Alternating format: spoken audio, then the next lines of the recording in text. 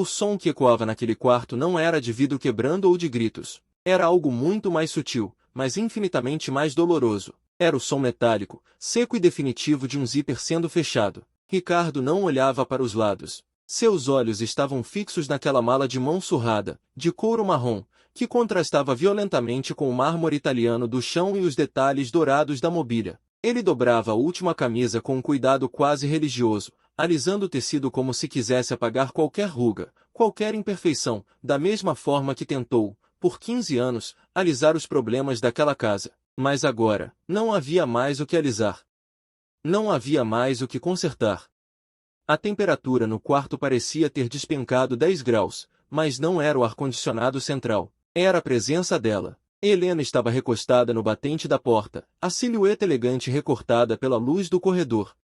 Em uma mão, ela segurava uma taça de cristal com um vinho que custava mais do que o salário anual de muita gente. Na outra, nada. Absolutamente nada. Nem um gesto de carinho, nem uma tentativa de impedimento. Apenas o vazio. E então, o silêncio foi quebrado, não por um pedido de desculpas, mas por uma risada. Uma risada curta, seca, desprovida de qualquer alegria. Uma risada que cortou o ar como uma lâmina. Vai lá, pode ir, ela disse, a voz arrastada pela certeza absoluta de quem nunca perdeu nada na vida. Te dou uma semana. 7 dias. É o tempo que você vai levar para descobrir que, sem meu dinheiro, sem meu sobrenome, você não passa de um homem de meia idade com sapatos baratos e sonhos medíocres. Ricardo parou. Suas mãos congelaram sobre a alça da mala. Por um segundo, o tempo pareceu suspender. O coração dele bateu pesado contra as costelas, um tambor surdo marcando o fim de uma era. Ele não se virou para gritar. Ele não jogou na cara delas noites em claro, as negociações humilhantes que ele fez nos bastidores para salvar a empresa que ela herdou e quase faliu 3 vezes. Ele não mencionou as vezes em que segurou a mão dela durante as crises de pânico que ela escondia do mundo com festas e arrogância. Não, ele apenas respirou fundo, aquele tipo de respiração que a gente dá quando precisa encher os pulmões de coragem porque o ar ao redor está tóxico. Lentamente, ele tirou do bolso uma chave. Uma chave pequena, antiga, de latão escurecido, que parecia não abrir nada importante naquele palácio moderno. Ele a colocou sobre a penteadeira laqueada. O som do metal batendo na madeira foi baixo, um toque simples, mas que ecoou no quarto como um tiro de misericórdia. Helena nem piscou. Ela nem olhou para a chave. Para ela, aquilo era lixo. Para ele, era a única coisa que restava de verdade entre eles. Você já sentiu isso? Aquele momento em que você percebe que a pessoa que deveria ser seu porto seguro se transformou na tempestade? Se você sabe como é ser subestimado, se você já teve que engolir o orgulho para não explodir, fica comigo. Porque o que Helena não sabia, o que ela nem desconfiava enquanto girava o vinho na taça com aquele sorriso de desprezo, é que aquela chave não abria uma porta qualquer. Ela abria a caixa de Pandora da vida dela. E quando Ricardo cruzou aquele portal, saindo do quarto sem dizer uma única palavra, ele não estava apenas indo embora. Ele estava levando consigo a única coisa que mantinha o mundo de Helena de pé. E ela, na sua torre de marfim, não fazia a menor ideia de que o chão sob seus pés já tinha começado a rachar. Ricardo desceu as escadas. Cada degrau parecia pesar uma tonelada. O corrimão de ferro forjado estava gelado sob seus dedos. Ele conhecia cada centímetro daquela casa. Ele escolheu a cor das paredes quando reformaram. Ele discutiu com o arquiteto sobre a iluminação da sala de estar para que Helena ficasse sempre bem nas fotos das revistas sociais. Tudo ali tinha a digital dele, o suor dele, a alma dele. E agora, ele era um estranho. Um intruso sendo expelido pelo próprio organismo que ajudou a manter vivo. Ao chegar no hall de entrada, o segurança, um homem corpulento chamado Marcos, que Ricardo contratou pessoalmente anos atrás quando a filha dele nasceu prematura e precisava de um convênio médico melhor, endireitou a postura. Marcos não olhou para Ricardo como se ele fosse um funcionário demitido. Ele olhou com respeito, com uma tristeza velada. Boa noite, seu Ricardo, ele murmurou, abrindo a porta pesada de madeira maciça. Precisa de ajuda com a mala? Ricardo sorriu. Um sorriso triste, apenas com os cantos da boca. Não, Marcos. Obrigado. Cuide bem da casa. Cuide bem dela. Marcos assentiu, engolindo em seco. Ele sabia. Os empregados sempre sabem. Eles veem o que as câmeras não mostram e ouvem o que é dito nos sussurros abafados. Ricardo saiu para a noite. O ar estava fresco, com cheiro de chuva iminente. Ele não olhou para trás. Não olhou para a varanda onde sabia que Helena estaria, observando como uma rainha vendo um servo desobediente partir para o exílio. Lá de cima, Helena realmente observava. Ela deu um gole longo no vinho, sentindo o calor do álcool, mas não o calor humano. Tadinho, ela pensou, balançando a cabeça. Vai voltar rastejando antes de quarta-feira. Ele não sabe nem pagar um boleto sem mim. O celular dela vibrou na mão. Uma notificação. Ela olhou a tela iluminada, esperando ver uma mensagem dele, talvez um pedido de desculpas, talvez um vamos conversar. Mas não era Ricardo. Era um alerta do banco. Uma atualização de segurança. Ela deslizou o dedo para apagar sem ler. Detalhes técnicos. Coisa chata. Ricardo sempre cuidava disso. Amanhã ela ligaria para o gerente e mandaria resolverem seja lá o que fosse. O que ela não sabia, o que aquele pequeno ícone vermelho na tela representava, era o primeiro dominó caindo. Aquele alerta não era um erro. Era o som do sistema imunológico financeiro dela sendo desligado. Porque a senha mestra, a autenticação de 2 fatores, a voz que o gerente respeitava do outro lado da linha, tudo isso acabará de sair pelo portão principal carregando uma mala de mão. Pense agora na sua vida. Quantas vezes você confiou cegamente que as coisas continuariam funcionando só porque sempre funcionaram? Helena acordou no dia seguinte com a luz do sol batendo direto no rosto. Ninguém fechou as cortinas blackout na noite anterior. Ela resmungou, cobrindo os olhos, tateando o criado mudo em busca do copo de água com limão que sempre, invariavelmente, estava lá, na temperatura exata. Sua mão encontrou apenas a madeira fria, vazia. Ela se sentou na cama, a cabeça latejando levemente pelo vinho. Ricardo, ela chamou, a voz rouca de sono. Silêncio. Um silêncio absoluto, denso, que parecia pressionar os ouvidos. Não havia o cheiro de café subindo da cozinha. Não havia o som abafado da TV no escritório dele, onde ele costumava assistir às notícias do mercado financeiro logo cedo. A casa estava morta. Helena bufou, irritada. Ah, é verdade. O drama. A saída teatral. Ela se levantou, jogando o hobby de seda sobre os ombros. Ótimo! Mais espaço na cama. Ela desceu as escadas, esperando encontrar a governanta, Dona Cláudia. Cláudia, ela gritou, sem se preocupar em ser educada. Cadê meu café? Mas a cozinha estava deserta. A bancada de granito preto brilhava, limpa e intocada. Sobre a mesa, nenhum prato, nenhum talher, nenhuma fruta cortada em cubos perfeitos. Apenas um bilhete amarelo, colado na porta da geladeira com um ímã de viagem. A letra era trêmula, simples. Dona Helena, o seu Ricardo me ligou e avisou que o contrato da agência foi suspenso. Disse que sem a autorização dele no sistema de pagamento, a empresa terceirizada não pode manter os funcionários na residência. Sinto muito. Deus abençoe. Cláudia. Helena leu o bilhete 2 vezes, 3 vezes. Ela amassou o papel com raiva e o jogou no chão. Ridículo, ela sibilou. Ele acha que vai me vencer pela barriga? Que eu não sei fazer um café. Ela abriu o armário. Latas, pacotes, potes. Onde ficava o pó de café? Qual era o pó certo para a máquina expressa embutida na parede que parecia o painel de uma nave espacial? Ela apertou alguns botões aleatórios. A máquina zumbiu, piscou uma luz vermelha de erro e soltou um jato de vapor quente que quase queimou a mão dela. Maldição! Ela gritou, chutando o armário. A dor no dedo do pé foi aguda, real. Naquele momento, sentada no chão da cozinha de sua mansão multimilionária, segurando o pé dolorido, cercada por eletrodomésticos de última geração que ela não sabia operar, Helena sentiu a primeira pontada de algo que ela não sentia há décadas: impotência. Não era sobre o café, era sobre o controle. A sensação de que as cordinhas que moviam o mundo ao redor dela tinham sido cortadas. Mas o orgulho é uma armadura pesada, e Helena a vestiu novamente, apertando as correias. Vou almoçar fora, decidiu, levantando-se. Vou no Le Jardin. As meninas vão adorar saber que estou solteira de novo, mesmo que temporariamente. Ela subiu para se arrumar, escolhendo o vestido mais caro, as joias mais vistosas. Ela ia brilhar. Ela ia mostrar para o mundo, e principalmente para Ricardo onde quer que ele estivesse escondido, que ela era inabalável. Ela pegou a bolsa, verificou a maquiagem no espelho e sorriu. Um sorriso treinado, de capa de revista. Mas no fundo dos olhos, lá no fundo, havia uma sombra. Uma pequena dúvida rastejante. E aquela chave na penteadeira? Ela passou por ela de novo. A chave de latão. Parecia zombar dela. Por que ele deixou isso aqui? Ela pensou, parando por um instante. Por que não levou? Curiosidade ou paranoia? Ela estendeu a mão, tocou o metal frio. Era pesada para o tamanho. O que diabos isso abre? Murmurou. Mas o claxon de um carro na rua a distraiu. O Uber Black que ela teve que pedir, já que o motorista também era pago pela tal agência terceirizada, tinha chegado. Ela largou a chave. Depois eu vejo isso. Agora eu tenho um brinde a fazer. Mal sabia ela que aquele brinde seria o mais amargo de sua vida. A porta do Uber Black bateu com aquele som abafado de isolamento acústico caro. O motorista, um homem de meia idade com olhos cansados, perguntou o destino pelo espelho retrovisor, mas Helena apenas murmurou Le Jardin sem tirar os olhos da janela. A cidade passava como um borrão cinza lá fora, prédios e pessoas que ela raramente notava. Hoje, porém, cada detalhe parecia gritar.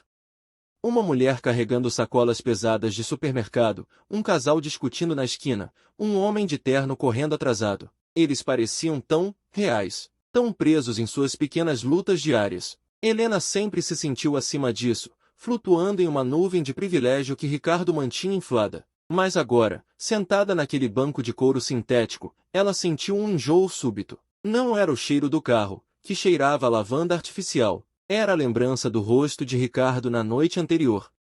A calma dele. Aquela calma terrível. Por que ele não gritou? Por que ele não implorou? Homens como ele, que casam com mulheres como ela, deveriam ter medo de perder o status. Mas ele saiu como se estivesse se livrando de um peso, não perdendo um tesouro. O carro parou suavemente em frente ao restaurante. O valete correu para abrir a porta, sorrindo aquele sorriso treinado que Helena conhecia tão bem. Dona Helena, que prazer revê-la. O senhor Ricardo não veio hoje? A pergunta foi inocente, mas acertou Helena como um tapa. Ele está ocupado, ela respondeu, ríspida, passando por ele sem olhar para trás. Ocupado sendo um ingrato, completou em pensamento. O Le Jardin era o tipo de lugar onde o silêncio era comprado. Mesas afastadas, música ambiente quase inaudível, garçons que pareciam deslizar pelo chão. Helena avistou suas amigas na mesa de sempre, perto da fonte interna. Mônica, Patrícia e Renata. O triunvirato da fofoca da alta sociedade. Mônica foi a primeira a notar.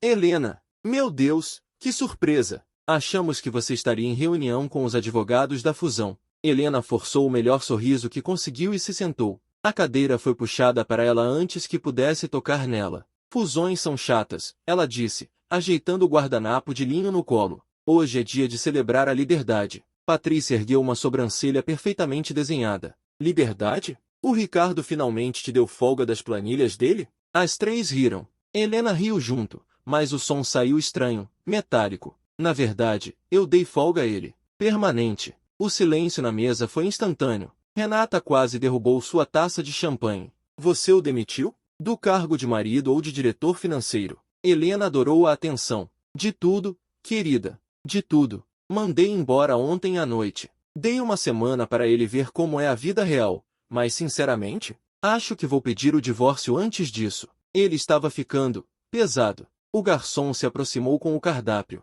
Helena nem olhou. O de sempre, por favor. E uma garrafa do Bollinger 2012. O garçom hesitou. Um segundo apenas, mas Helena notou. Senhora, tivemos um pequeno problema com a sua conta na última vez, o cartão do senhor Ricardo. Helena sentiu o rosto queimar. Não use o cartão dele. Use o meu. O Black. Ela tirou o cartão da bolsa com um floreio agressivo e o colocou na bandeja de prata. Traga a garrafa. Agora. O garçom assentiu e saiu rápido. As amigas trocaram olhares. Mônica, sempre a mais venenosa, sorriu. Problemas no paraíso financeiro. Helena? Achei que a fortuna era sua. É minha. Helena quase gritou, atraindo olhares de outras mesas. Ela baixou o tom. É minha. O Ricardo só administrava. E pelo jeito, administrava mal se o cartão está dando problema. Mas a dúvida já estava plantada. Ela viu nos olhos delas. Não era admiração. Era a fome de quem vê uma presa ferida. O garçom voltou, mas sem a garrafa. Ele estava acompanhado do gerente, um homem baixo e calvo que suava visivelmente. Dona Helena, ele disse, a voz baixa, quase um sussurro. Sinto muito, mas o cartão foi recusado. Tentamos 3 vezes. Código de bloqueio de segurança. Helena sentiu o chão sumir. Recusado? Isso é impossível. Tem limite ilimitado. O gerente limpou a garganta. Sim, mas a conta titular, bem, A conta conjunta exige a validação do segundo titular para gastos acima de R$ 5.000 quando feitos fora do padrão habitual. E parece que o Sr. Ricardo desativou a autorização remota esta manhã. O silêncio na mesa agora era ensurdecedor. Mônica não disfarçou o sorriso. Patrícia fingiu olhar as unhas. Renata, a única com um pingo de empatia, tocou o braço de Helena. Quer que eu pague, amiga? Depois você me transfere. Aquela frase foi pior do que qualquer insulto. Piedade. Helena estava recebendo piedade de uma mulher cujo marido tinha sido preso por sonegação ano passado. Não, ela disse, levantando-se bruscamente. A cadeira raspou no chão com um barulho horrível. Deve ser um erro do sistema. O Ricardo deve ter mexido em alguma configuração idiota para se vingar. Eu vou resolver isso. Ela pegou a bolsa, sentindo as lágrimas de humilhação queimarem atrás dos olhos. Não vou ficar aqui para ser insultada por uma máquina de cartão. Ela saiu do restaurante marchando, mas por dentro, ela estava correndo, fugindo. O que estava acontecendo? Ricardo nunca faria isso. Ele era passivo. Ele era o cão de guarda que nunca mordia. Mas o cão tinha ido embora, e agora os lobos estavam na porta. Ela entrou no Uber, que felizmente já estava pago pelo aplicativo vinculado ao cartão dela, que ainda funcionava para pequenos valores, e tentou ligar para o banco. Atendimento automatizado. Digite seu CPF. Digite sua senha. Senha incorreta. Como assim incorreta? Ela tentou a data de aniversário dela. Incorreta. A data de casamento. Incorreta. O aniversário dele. Incorreta. Sua conta foi bloqueada temporariamente por excesso de tentativas. Por favor, dirija-se à sua agência. Helena jogou o celular no banco do carro e gritou. Um grito gutural, feio, de animal encurralado. O motorista olhou assustado, mas não disse nada. Ele apenas acelerou. Chegando em casa, ela correu para o escritório de Ricardo. Precisava encontrar os documentos, as apólices, alguma coisa que provasse que ela era dona de tudo e que ele não podia fazer isso. O escritório estava impecável, pastas alinhadas por cor. Livros em ordem alfabética. A mesa de mogno limpa, exceto por uma única pasta azul no centro. Ela abriu a pasta com mãos trêmulas. Não eram documentos bancários. Eram cartas. Cartas antigas, com a letra do pai dela. Ricardo, obrigado por cobrir aquela dívida de jogo. Não conte a Helena, ela morreria de vergonha. Outra carta, datada de 3 anos atrás. Ricardo, a fiscalização bateu aqui. Se você não injetar aquele capital hoje, a empresa fecha. Helena não pode saber que estamos no vermelho. Helena largou as cartas como se queimassem. O pai dela, o herói dela, era um viciado em jogo? A empresa, o império, estava falida há anos? E Ricardo? Ricardo pagou? Com que dinheiro? A mente de Helena girava. Ela se sentou na cadeira giratória dele, que ainda tinha o cheiro do perfume dele. Sândalo e tabaco. Um cheiro de segurança. Ela olhou para a parede, onde havia um quadro do casamento deles. Ricardo sorria timidamente. Ela sorria como uma estrela de cinema. Ela sempre achou que ele tinha sorte de tê-la. Agora, olhando para aquelas cartas espalhadas, a verdade começava a emergir como um monstro do pântano. Quem tinha sorte ali? A campainha tocou. Insistente. Helena desceu as escadas, ainda atordoada. Ao abrir a porta, não encontrou Ricardo. Encontrou um homem de terno cinza barato, segurando uma pasta de couro sintético. Dona Helena Bittencourt?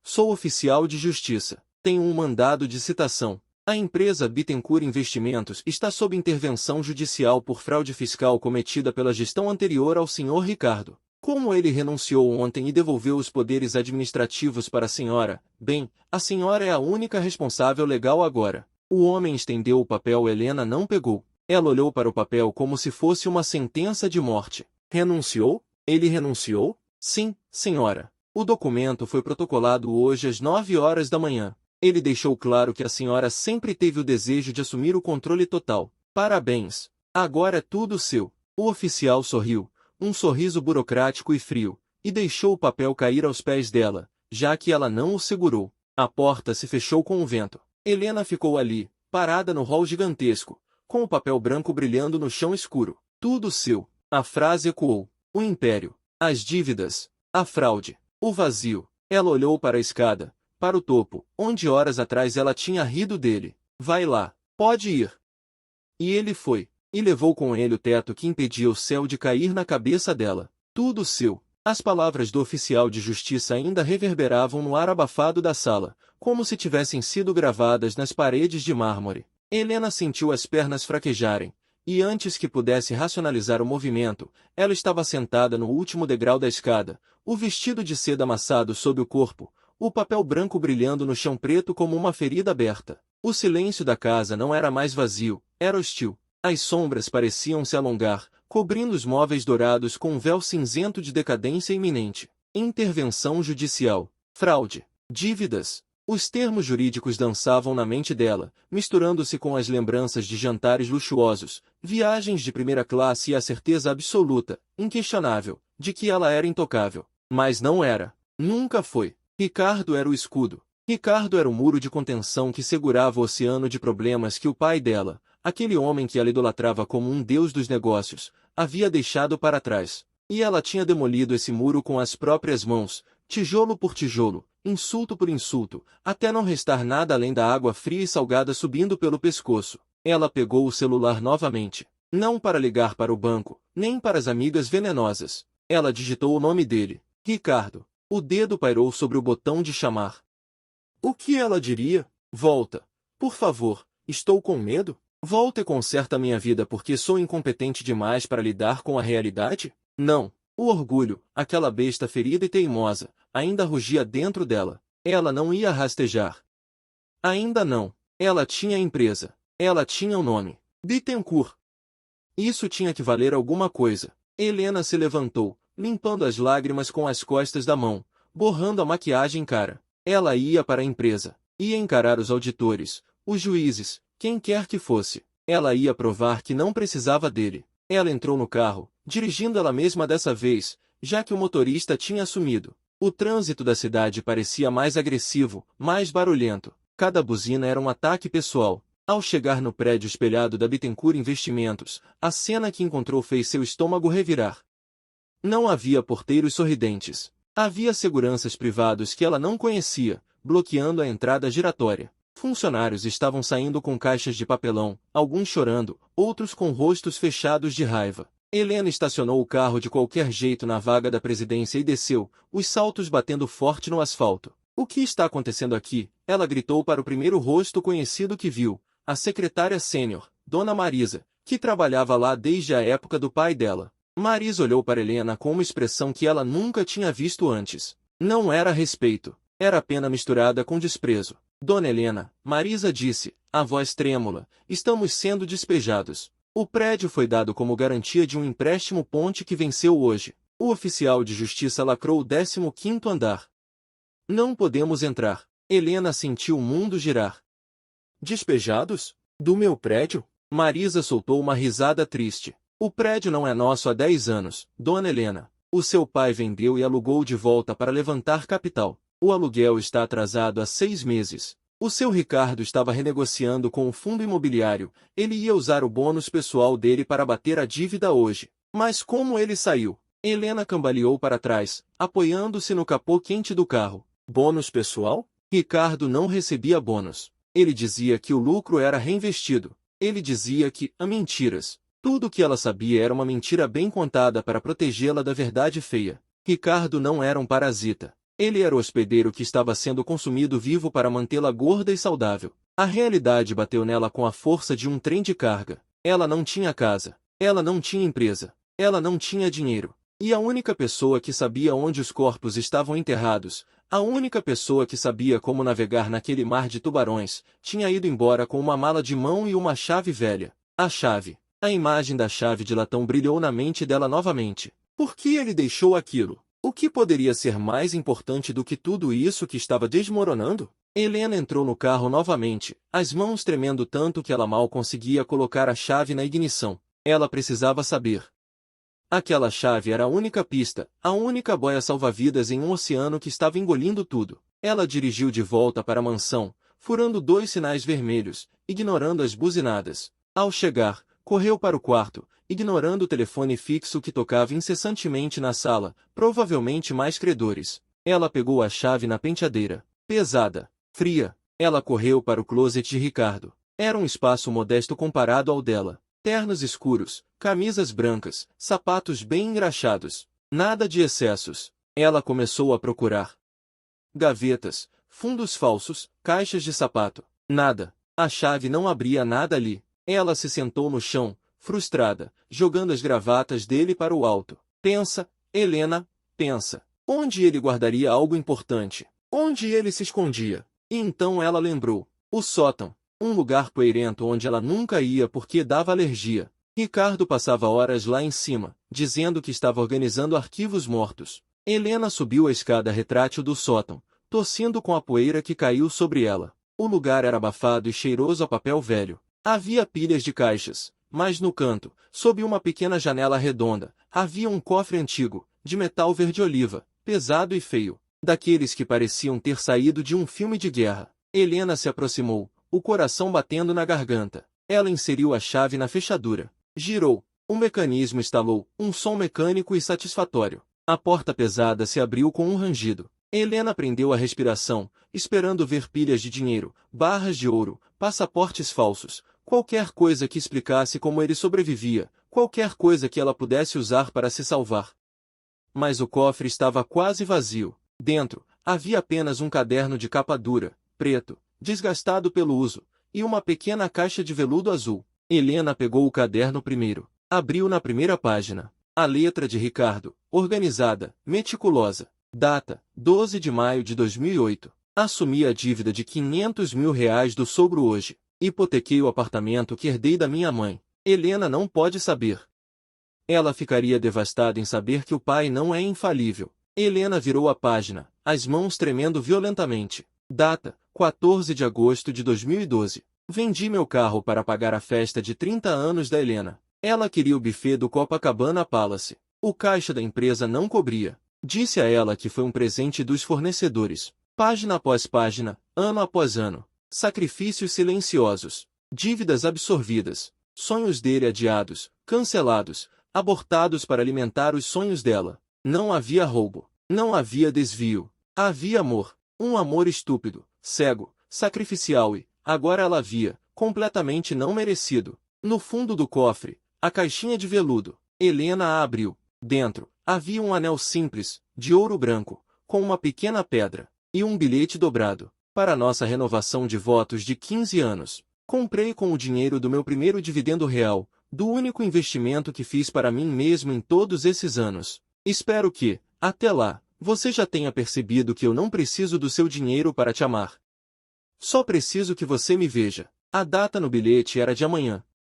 Amanhã eles fariam 15 anos de casados. Helena soltou um soluço que parecia vir das entranhas. Ela não tinha apenas perdido o marido. Ela tinha perdido o único ser humano na face da terra que a amava apesar de quem ela era. Ela fechou o caderno, apertando contra o peito, sujando o vestido de seda com a poeira do sótão. As lágrimas corriam livremente agora, lavando a maquiagem, lavando a arrogância, deixando apenas a pele nua e a dor crua. Mas a dor logo deu lugar a outra coisa. Um pânico frio. O prazo. Te dou uma semana, ela tinha dito. Mas o mundo não esperou uma semana. O mundo desabou em 24 horas. E Ricardo? Onde ele estava? Ele tinha um plano? Aquele caderno falava de um investimento. O único investimento que fiz para mim mesmo. O que era? Onde estava? Helena folheou o caderno freneticamente até as últimas páginas. Lá, anotado no verso da capa, havia um endereço. Um prédio comercial no centro antigo. E um nome, RM Consultoria.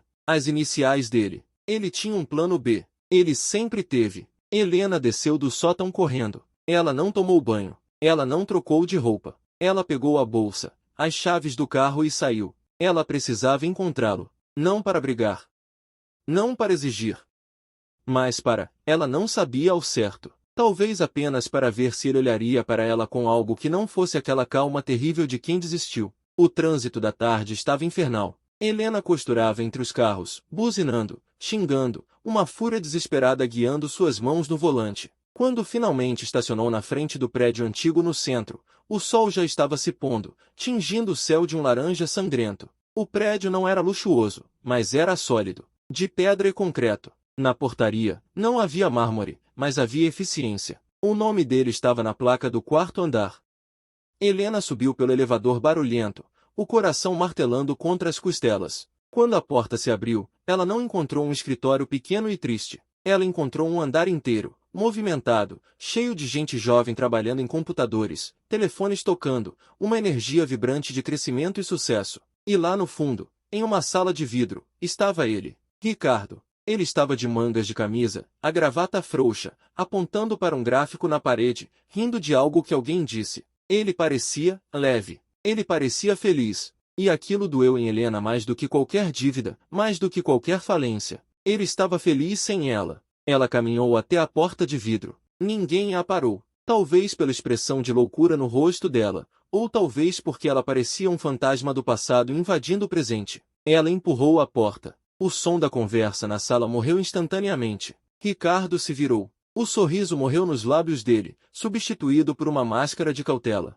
Helena, ele disse, calmo. Você ainda tem 6 dias. Por que está aqui? Helena olhou em volta, para os funcionários que olhavam curiosos, para o escritório que cheirava café fresco e prosperidade. Ela olhou para Ricardo, aquele homem que ela chamou de inútil, de parasita. E então, ela fez a única coisa que restava. A única coisa que Helena de ontem jamais faria. Ela caiu de joelhos. Ali mesmo, no carpete cinza do escritório, na frente de todos. Ricardo, ela sussurrou, a voz quebrada, mostrando o caderno preto que ela ainda apertava na mão. Eu li tudo. O silêncio na sala de vidro durou uma eternidade, embora o relógio na parede marcasse apenas alguns segundos. Os funcionários do lado de fora, percebendo a tensão, começaram a desviar os olhares, voltando para seus telefones e computadores, mas a atmosfera no andar tinha mudado. O ar leve e produtivo de antes agora estava carregado com o peso de 15 anos de segredos. Ricardo olhou para o caderno preto nas mãos de Helena.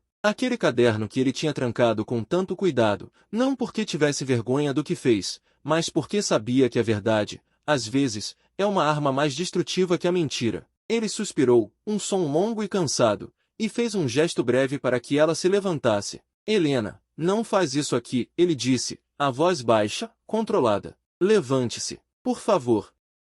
Helena obedeceu, mas as pernas tremiam tanto que ela precisou se apoiar na mesa de vidro. Ela olhou para ele, procurando o marido submisso que conhecia, mas encontrou um homem que parecia ter crescido 10 centímetros. Ele não estava com raiva. Ele estava distante. Como se ela fosse uma cliente antiga com quem ele tinha tido problemas no passado e agora tentava resolver a situação da forma mais profissional possível. Vamos conversar lá fora, ele disse, pegando o paletó que estava pendurado na cadeira. Não quero expor minha equipe a isso. Eles desceram em silêncio. O elevador parecia um confessionário claustrofóbico. Helena apertava o caderno contra o peito como se fosse um escudo, ou talvez uma tábua de salvação. Quando saíram na rua, a noite já tinha caído completamente. O centro da cidade estava vibrante, cheio de pessoas saindo do trabalho, bares abrindo, a vida pulsando com uma urgência que Helena, no seu castelo de marfim, tinha esquecido que existia. Ricardo caminhou até um pequeno café na esquina, um lugar simples com mesas de metal na calçada. Ele puxou uma cadeira para ela e se sentou em frente. O garçom veio, cumprimentou Ricardo pelo nome. Boa noite, seu Ricardo, o de sempre? E Ricardo assentiu, pedindo uma água para Helena. Quando ficaram sozinhos novamente, ele cruzou as mãos sobre a mesa e a encarou. Você leu, ele afirmou, não perguntou. Li, Helena respondeu, a voz saindo num fio. Ricardo, por quê? Por que você nunca me disse que meu pai era um viciado? Por que você deixou eu acreditar que era uma gênia dos negócios enquanto você se afundava em dívidas para me manter à tona? Por que você não gritou na minha cara que eu estava errada? Ricardo olhou para a rua, observando o movimento. Por que você precisava do mito, Helena? Seu pai era seu herói. Se eu destruísse a imagem dele, eu destruiria você. E sobre a empresa, bem, você precisava se sentir poderosa. Você se alimenta de admiração. Se eu te dissesse que o dinheiro vinha dos meus investimentos de risco, das minhas noites sem dormir operando no mercado asiático, você não me amaria mais. Você sentiria pena. Ou pior, se sentiria inferior. E você não sabe lidar com inferioridade. Helena sentiu as lágrimas voltarem. Ela queria negar, queria gritar que ele estava errado, mas cada palavra dele batia nela com a precisão de um cirurgião. Ele a conhecia. Ele a conhecia melhor do que ela mesma. Então, tudo era mentira? Nosso casamento, nossa vida, tudo uma farsa? Ricardo balançou a cabeça, triste. Não, o amor não era mentira. O sacrifício não era mentira. Eu fiz o que fiz porque te amava. Mas você amava o estilo de vida, Helena. Você amava o espelho que eu segurava para você, aquele que te mostrava perfeita, rica e infalível. Quando eu cansei de segurar o espelho e ele quebrou, você me expulsou. Helena olhou para o anel na caixa de veludo que ela tinha colocado sobre a mesa. Amanhã, ela sussurrou. 15 anos. Ricardo sorriu, mas o sorriso não chegou aos olhos. É 15 anos. Eu comprei esse anel há 6 meses. Quando a empresa quebrou pela terceira vez e eu consegui reverter com um aporte de capital privado. Eu pensei, se a gente sobreviver a isso, talvez ela veja. Mas você não viu. Você nunca vê. Você só vê o que falta, nunca o que está lá. Helena pegou a mão dele sobre a mesa. A pele estava quente. Viva! Ricardo, eu perdi tudo. O prédio foi lacrado. As contas bloqueadas. As minhas amigas riram de mim hoje. Eu não tenho nada. Eu sou ninguém. Ricardo retirou a mão suavemente. Não, Helena. Você não é ninguém. Você é uma mulher inteligente que se deixou cegar pela vaidade. Mas você tem saúde. Você tem um diploma que nunca usou porque achava que trabalhar era para os outros. Você tem a chance de começar de verdade agora. Sem a sombra do seu pai. Sem a minha muleta. Helena sentiu o pânico subir novamente. Começar? Como? Eu não sei fazer nada. Eu não sei nem fazer café. Ricardo riu, uma risada genuína dessa vez. Eu sei. A máquina lá de casa é complicada mesmo. Mas você aprende. Helena, escuta. Eu não vou voltar. A frase caiu entre eles como uma pedra. Helena parou de respirar. O quê? Não, Ricardo, por favor. Eu mudo. Eu juro que mudo. Eu vendo a mansão, a gente mora num apartamento pequeno. Eu aprendo a cozinhar. Só não me deixa sozinha. Ricardo suspirou, olhando nos olhos dela com uma intensidade que a fez tremer. Não é sobre a casa, Helena. Não é sobre o dinheiro. É sobre respeito. Eu passei 15 anos sendo seu acessório, seu gerente de crises não remunerado. Eu preciso saber quem eu sou sem ser o marido da Helena. E você? Você precisa descobrir quem é a Helena sem o cartão Black. Se eu voltar agora, se eu te salvar de novo, você nunca vai saber. Você vai agradecer hoje, e daqui a 6 meses vai estar reclamando que o vinho não está na temperatura certa. A gente precisa desse abismo. Helena baixou a cabeça, derrotada. O garçom trouxe o café e a água. O cheiro do café era forte, reconfortante, mas Helena sentia gosto de cinzas na boca. Então é isso? Acabou? Ricardo pegou a caneta do bolso e puxou um guardanapo. Ele escreveu algo rapidamente e deslizou para ela. Não é um cheque. Era um endereço e um horário. Amanhã, às 10 horas. Escritório de Advocacia Sampaio e Associados. Eles vão cuidar da parte legal da empresa. Eu deixei um fundo de emergência no seu nome, protegido de qualquer credor. Dá para você viver com dignidade por 1 ano, se não comprar bolsas de 30 mil reais. Depois disso, é com você. Ele se levantou, colocou uma nota de dinheiro na mesa para pagar a conta e ajeitou o paletó. Fica com o anel, ele disse, apontando para a caixinha. Vende, vale um bom dinheiro, ou guarda, como lembrete. Helena olhou para ele, as lágrimas embaçando a visão. Ricardo, você ainda me ama? Ricardo parou, já na calçada. Ele olhou para o céu noturno, depois para ela. Amo, e é por isso que eu estou indo embora. Porque amar, às vezes, é deixar a outra pessoa cair para que ela possa aprender a levantar. Adeus, Helena. Ele se virou e caminhou pela rua movimentada, sumindo na multidão. Helena ficou ali, sentada na mesa de metal fria, cercada pelo barulho da cidade que não parava para lamentar a dor de ninguém. Ela olhou para o guardanapo, para o anel, para o caderno preto cheio de provas de um amor que ela só valorizou quando perdeu. A noite passou como um borrão febril. Helena não voltou para a mansão. Ela não conseguia encarar o silêncio daquela casa enorme. Ela se hospedou num hotel simples perto do centro, usando o pouco dinheiro que tinha na carteira. Ela não dormiu. Ficou sentada na cama, lendo e relendo o caderno de Ricardo. Cada anotação era uma facada. Cada data era uma memória reescrita. A viagem para Paris em 2015? Paga com a venda da coleção de relógios dele. O carro novo dela em 2019? Pago com um empréstimo pessoal que ele levou 2 anos para quitar. Ela chorou até não ter mais lágrimas. Chorou pela morte do pai que ela achava conhecer, chorou pela morte do casamento, chorou pela morte da Helena que ela costumava ser. Quando o sol nasceu, iluminando a poeira do quarto de hotel barato, Helena se levantou. Ela foi até o banheiro e olhou no espelho. Os olhos inchados, o cabelo desgrenhado, o vestido de seda amassado. Ela parecia um desastre. Mas, pela primeira vez em anos, ela viu algo diferente nos próprios olhos. Não havia arrogância. Não havia tédio. Havia medo. Muito medo. Mas havia também uma centelha de raiva. Não raiva dele. Raiva dela mesma. E essa raiva era combustível. Ela lavou o rosto com água fria. Prendeu o cabelo num coque severo. Alisou o vestido melhor que pôde. Ela olhou para o anel sobre a pia. O anel de 15 anos. Ela o colocou no dedo. Não como uma aliança de casamento, mas como uma promessa. Uma promessa de que ela não venderia aquilo. Ela ia merecer aquilo. Ela pegou a bolsa, o caderno e o guardanapo com o endereço. 9h30 da manhã. Ela tinha meia hora para chegar ao escritório de advocacia. Ela saiu do hotel,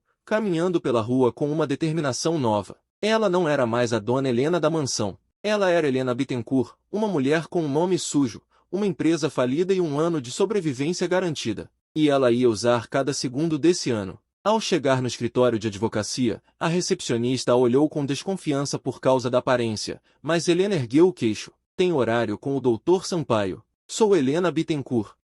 A postura dela, mesmo nos trapos de gala, ainda tinha um eco de poder. A recepcionista assentiu e indicou a sala. Lá dentro, o advogado explicou a situação. Era feia. Muito feia. A empresa estava liquidada. Os bens pessoais seriam leiloados para pagar credores trabalhistas. A mansão, os carros, as joias que ficaram no cofre de lá, tudo iria embora. Mas o fundo de emergência que Ricardo criou estava intacto. Era modesto, mas suficiente para um aluguel e comida. Helena assinou os papéis sem tremer.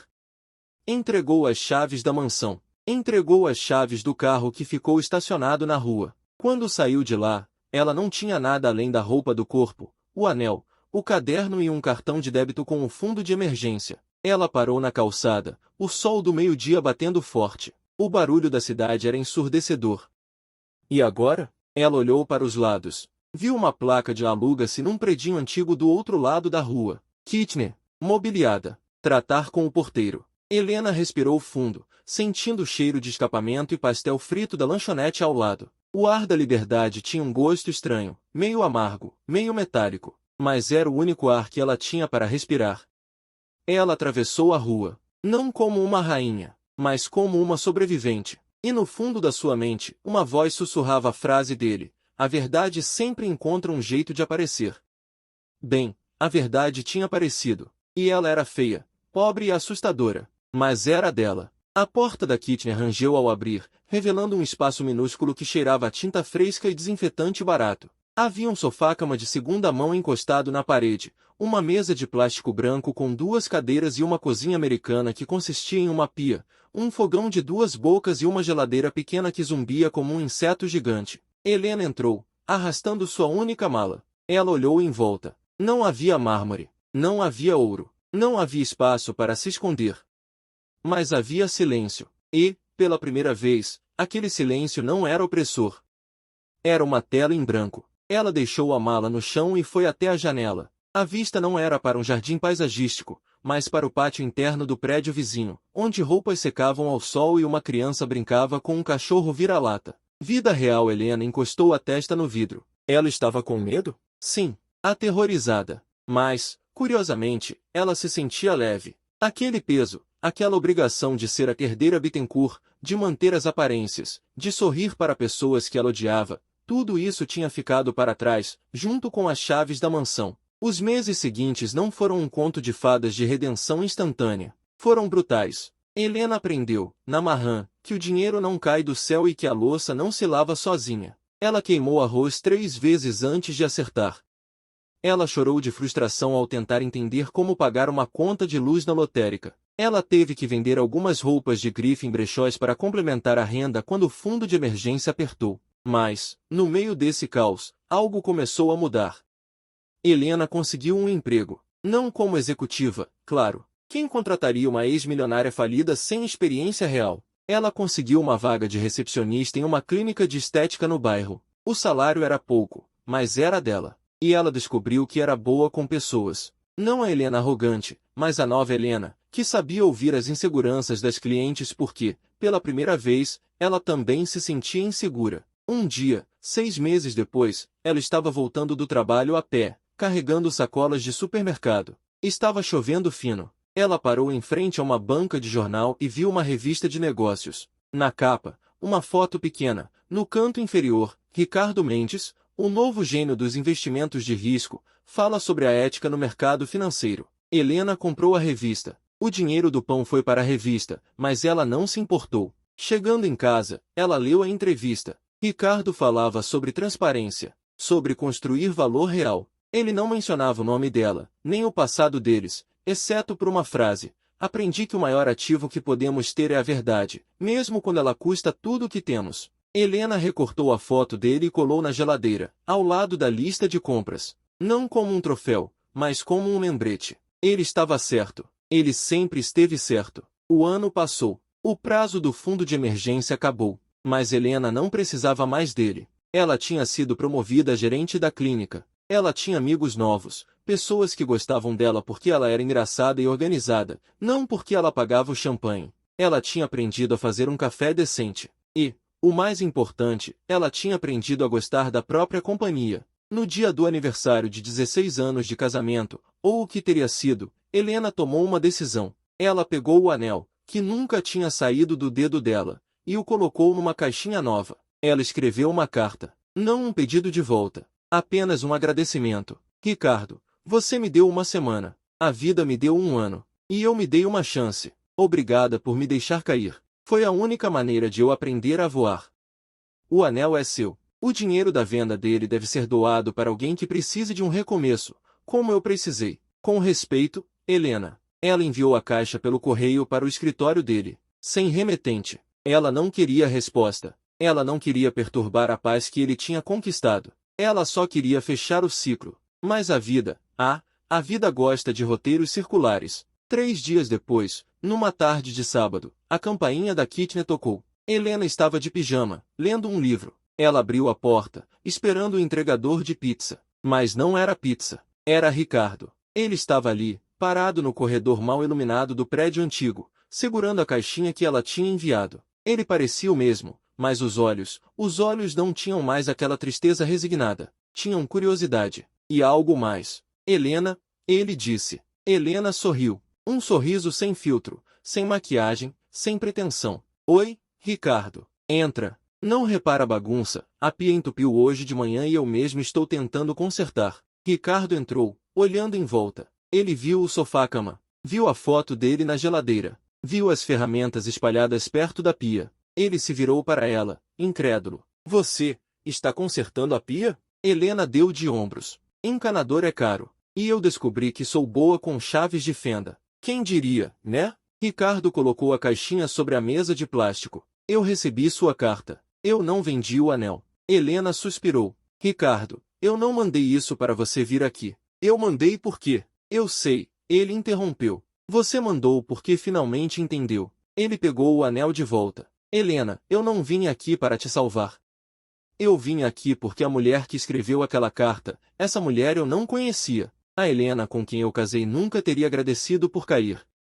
Essa nova Helena, essa me intriga. Ele estendeu o anel para ela. Fica com ele. Não como esposa. Não como ex. Mas como um lembrete de que você sobreviveu. E, se você quiser, aceita jantar comigo? Num lugar barato. Pago por mim, mas escolhido por você. Helena olhou para o anel. Depois para ele. O coração dela bateu forte, mas não com o desespero da dependência. Bateu com a excitação de uma nova possibilidade. Ela pegou o anel e o colocou no dedo. Só se for pizza, ela disse. E a gente divide a conta. Ricardo sorriu. Aquele sorriso que ela não via há anos. Fechado. Eles saíram juntos pela porta da kitnet. O corredor estava escuro, mas para Helena, nunca houve tanta luz. Ela não sabia se eles voltariam a ser um casal. Talvez sim, talvez não. Mas ela sabia de uma coisa, ela nunca mais seria a mulher que precisava de uma semana para descobrir o próprio valor.